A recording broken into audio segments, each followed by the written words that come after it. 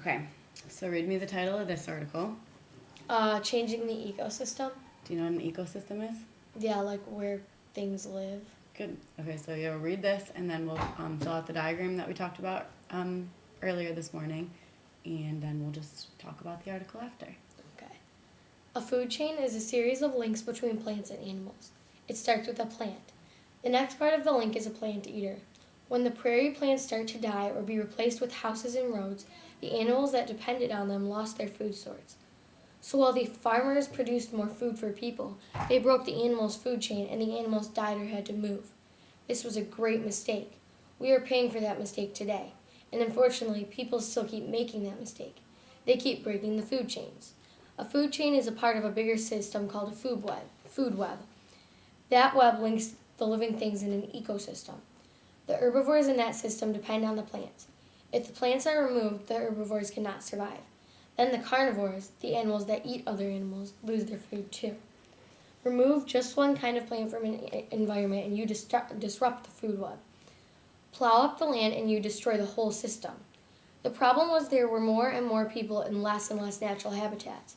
The timeline shows how the population of Chicago people changed.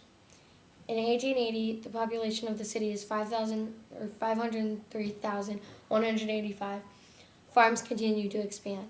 In 1890, population of the city is 1,099,850.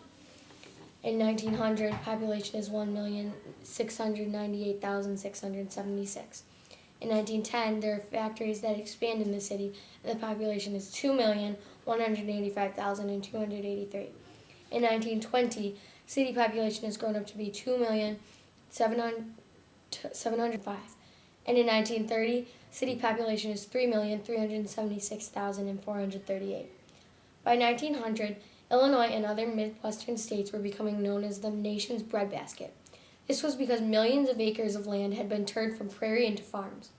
Those farms could grow corn and wheat and other grains.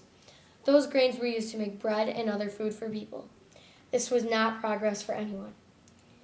That agricultural progress benefited many people.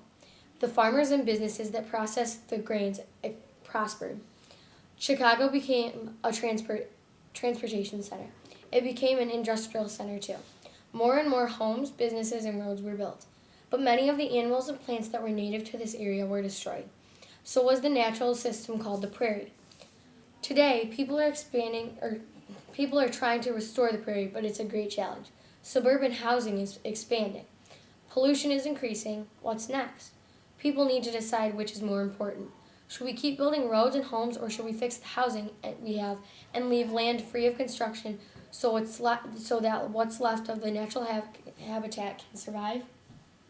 Good. Okay. So then on here, just like we talked about, put the main idea and then the details under it.